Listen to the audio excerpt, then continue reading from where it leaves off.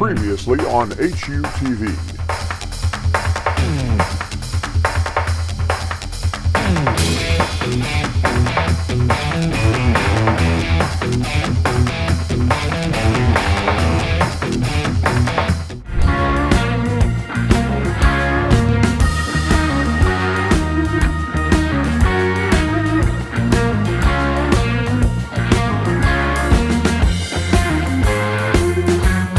Tonight's episode, The Wolf is Always at the Door.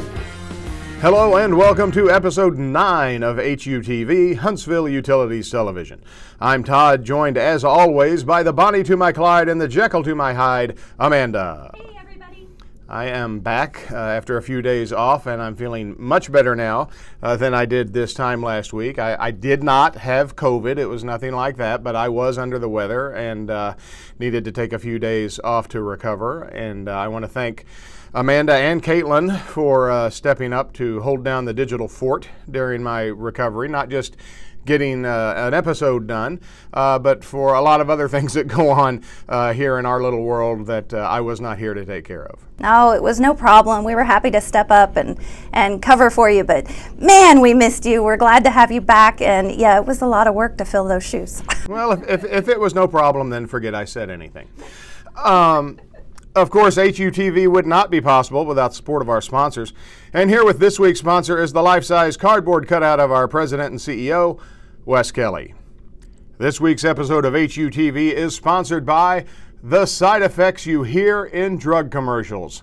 Sometimes it sounds like it's better to just take your chances over the drug. The side effects you hear in drug commercials. Thank you, Flat Wes.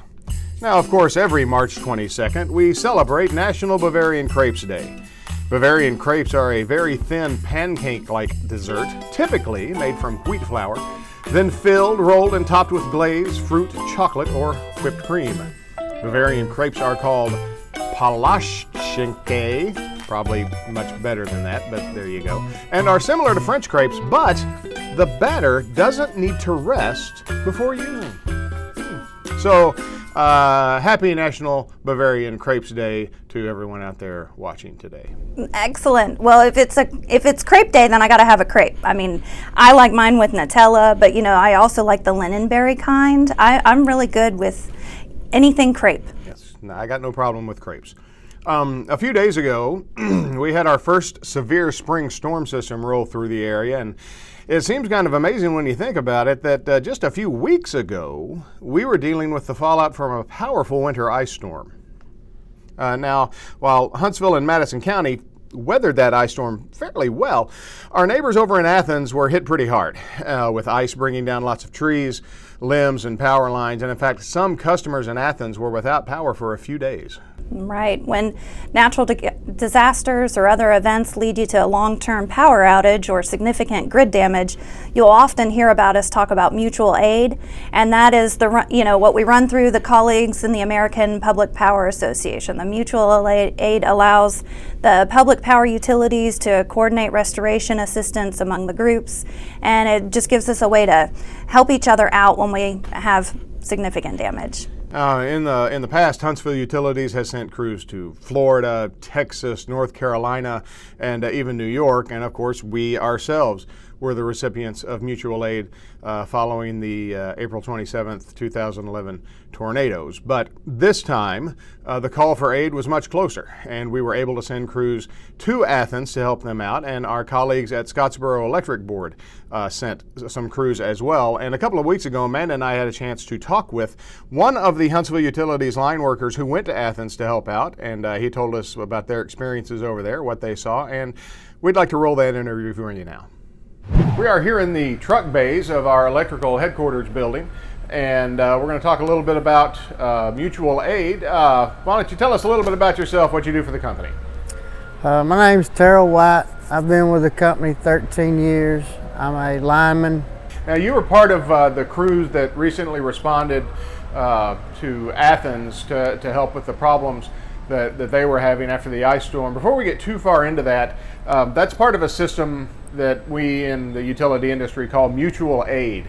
Can you describe a little bit what mutual aid is? Yeah, what it is when our surrounding utilities and municipalities and co-ops and so forth are hit with a disaster, whether it be a tornado or hurricane or ice storm or just your basic thunderstorms and need help, they send out a call for help, and we are on a volunteer basis and we don't mind to go help. How much time did you have to prepare for this one? Did they just call and go, hey, it's time to go? It was a pretty rapid response. They called on Tuesday afternoon. We were notified about 3 o'clock Tuesday afternoon that we would be leaving the following morning at 5 a.m. And typically, this one, being in Athens, it was relatively close compared to some of the others that we as a company have responded to. Is this the closest one you've ever been to, and how far away have you had to go on a mutual aid call? This is definitely the closest. I've been on quite a few storms. Since I've been with Huntsville Utilities, I've been to New York and worked. I've been to Kentucky and worked. I've been to Tennessee, and then this recently Athens. And when you guys were getting ready to go to Athens, did they tell you how long you were going to be there, or was it kind of open-ended? Or no, sir. You don't really ever know. You just pack your bags and hope for the best. And sometimes it's a short-lived trip, and sometimes you're ready to come home. And they had been without power in Athens for several days before you got, well, not several, but I mean, 2 or 3 days, I think, before you guys got there. And I know, I believe Scottsboro also sent a couple of crews to help out. That is correct. We, I think, from everybody that we spoke to in the area we were working, said they were out for at least 48 hours, and what was it like? Because this one was actually going for ice, right? It was a snow well, let me back up. It was actually an ice storm, and then it snowed on top of the ice. Oh. It was very cold. Like I said earlier, I deal with the cold pretty well, but Wednesday, when the temperature dropped to well in the teens, when you're working in them rubber gloves, it makes for a very painful experience. Well, it's kind of interesting just the difference of what a few miles could make, because we were all kind of impacted by the same storm system, and here in our service area, very minimal outages that we had to deal with, and there in Athens, it was a pretty much more serious situation. Yeah, it was. We were very surprised at it as well. We had finished up on, I believe it was Wednesday night, and we were eating dinner, and when we went in, it was just kind of sleeting, maybe just a little spotty bit of snow. And by the time we were through eating and we're heading back to the hotel, it was, I-65 was completely white. The parking lot where we were in was completely snow and ice. So it really caught us by surprise as well. Well, you guys were kind of in a race against the clock, because we were expecting another weather system to come in, and that could have caused more outages and kind of set you guys back to square one too. Yeah. Yeah, you never know what the weather's going to do. You just kind of play it by ear and take it one day at a time. What was the bulk of the damage? We saw some pictures that you guys sent back, and I think one of the ones that we posted that really got a lot of attention was what appeared to be a very large tree, right? I couldn't tell what street it was on, but it was obviously a very busy street. Like half the tree. Half the tree was pretty much gone. So were you guys finding a lot of tree-related damage, or? Yeah, that's typically what you have when you have ice storms. The trees, they get so heavy from the ice, they just tend to break out, and you never know while you're working. If you hear that cracking sound, you just kind of tuck tail and run. But most of our storm-related issues in Athens were due to trees tearing down lines. And that makes the restoration process a kind of a tough haul. I mean, that's a slower, kind of slows you down, and to do that kind of, it's not like just putting the lines back up or replacing a pole. It's a lot more to deal with, isn't it? Yeah, I mean it is, and like I said, you just take it step by step, and sometimes you get the lines put up and kind of break away and tend to go to a different area, and then you have to come back to right where you was just at to put the same lines up that you just replaced. Why do you go and do this?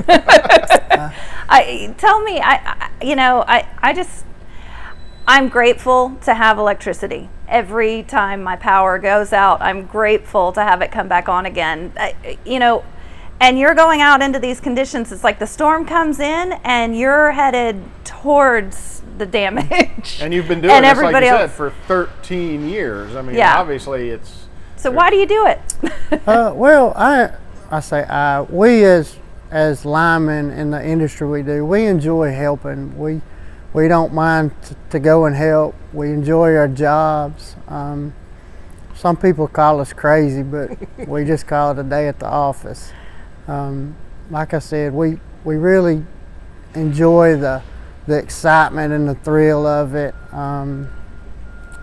It's really nice when you have the customers that you're helping. You can see how thankful they are. They are more than willing to bring food and drinks and really offer their support in it. And ultimately, that's why we do what we do. That's awesome. Yeah, I know that we got a lot of messages from people over there who sent us Facebook messages and such, thanking you guys for coming over there, and I know they really appreciated it. When it was all said and done, how long were you guys over there? How long was a day? That kind of thing. Yeah. We typically worked 16-hour days. Sometimes you work more, sometimes you work less. Just kind of depends on the situations, and if you finish one large area and you're able to get it back on, and there's maybe a few customers in that area that aren't, sometimes you'll stay a little bit longer and try to get them back on, and then sometimes it's just too much to tackle in one night. Right. And you'll have to come back the next day. And when you put in those 16-hour days like that, and it's not 16-hour days in the office, it's 16-hour days doing hard, physically demanding work. Right. When it's all said and done at the end of the day, is it just you just shut down, or is there like you have to kind of come down from the high of that, or what's that like? Yeah, I mean it's usually a 16-hour work day, but it's not just 16 hours. I mean, you get up early, and most of us drink coffee in the mornings to kind of get going, and then in the evenings you gotta unwind. I mean, after dinner, of course you're tired, but you got to take a little bit of time just to collect yourself and kind of think about what you're doing and remind yourself on why you're there. I gotta say, when I'm around you guys in the field and stuff like that, safety is it's always something that you guys are thinking about. So I can just imagine, you guys look out for one another, I'm sure, on these trips. It's like a brotherhood. It is, and like you stated, it is a brotherhood. I mean, it starts from the lowest man in the crew to the senior guy in the crew. We all are there to protect you, to protect your own. Yeah. And that's what we reiterate, especially on storm work. You have a lot of generators, so you'll have your crewmen while you're up working. Hey, there's a generator at whatever house number or street you're at, so just be mindful of that, and especially with the down power lines. That's something that we hit on. One of the sections we were in, we had a bunch of 3-phase lines down, and we got together and I reiterated to everybody on the ground, look, just because it's on the ground doesn't mean it's not energized. So if you see some lines on the ground, put your rubber gloves on. We're going to wear them in the bucket, and we're going to protect ourselves. That's so cool. Yeah. Is there anything, as we wrap this up here, anything you'd like to say to the people of Athens, or even the people here. We got a lot of messages from people even in Huntsville who said, thank you guys for going over there and helping our friends. And we got messages from the city hall over in Athens, expressing their gratitude too. Yeah, I would. We ate lunch one day, and the mayor of Athens and his team, they actually bought our lunch. So I'd like to send out a appreciation for that. We spoke with them that day and sent our gratitude, but just to hit back on that we appreciate y'all, and I appreciate Athens Utilities. They were very great in helping, and we appreciate them allowing us to come help. And the customers, thank y'all. We appreciate all y'all said and did, and there was many customers in the community that came up to us and thanked us, and we're very appreciative. So thank y'all for your politeness, and we were glad we were able to come help. Thanks, Tim, for sitting down to talk with us, and especially for responding over there along with all the other crews that went over there. We're glad that we as a company were able to help our neighbors one county over, and to be quite frank about it, we hope they don't have to return the favor someday. And that brings us to the internet sensation that's sweeping the nation. It's time for comments, questions. Caitlin. Welcome, Caitlin. Why don't you tell us about what you've seen on the interwebs since last we spoke? What's up, everybody? Absolutely. Let's dive right on in, shall we? So it was this time last week when we first started talking about the threat of severe weather heading our way. As always, we try to get you as much information as possible about storm systems so that you can prepare. That led to CavDaddy78 telling us on Instagram, "Thanks for all y'all do to keep services on and back up ASAP. Stay safe and God bless." Well, thank you. We appreciate those kind words. We are more than happy to do what we do. We love what we do, and we enjoy serving you all. So then on March 16th, there was an isolated power outage during the early morning hours. Oh goodness, I don't know how to say this person's handle on Twitter. My guess is ACAC Dreamer. A CAC Dreamer? Sure, why not? Sorry in advance. Apologize. So a follower on Twitter yes. gave a shout out to our crews who got the power back up and running. Shout out to @Huntsville or @HSV Utilities for getting the power back on during the storm. You guys are amazing. And I just want to say again, it's not just the people here in our department that see these kind words you send to our guys. We send them out. We send them over to electric operations, and in fact, this one, it came very early in the morning. I had just gotten up, and I sent it over, screenshotted it, and sent it over, and got a response from some of those guys within 15 minutes. They were seeing it, and they were very happy to see it, and they appreciated it. So yes, it's not just the guys in our department seeing it. Those guys really do see that. Yes, and it is definitely appreciated. So thank you. So that's all that I have going on the interwebs today, but as always, please keep your comments and questions coming. We love to hear from you. We love to engage with you all. If you have any ideas about a topic for a future episode, please don't be afraid to mention that as well, because we're always looking for good topics for future shows. Indeed. Thank you, Caitlin. And now it's time for this week's birthday shout out. I'm excited about this one, I gotta tell you. Today's birthday is none other than William Shatner, born on this day in 1931. That makes him 89? No, 90? 90? That makes him 90 years old. Wow. He looks good for 90. Anyway, Mr. Shatner is, of course, an actor, author, producer, director, screenwriter, singer, and cultural icon, best known for his portrayal of Captain James T. Kirk in the original Star Trek TV series and several movies. There were, of course, many more roles than that, including T.J. Hooker, his role in Boston Legal, and his hosting of Rescue 911, and of course, who can forget his hosting stint on Saturday Night Live when he famously told attendees at a Star Trek convention to get a life.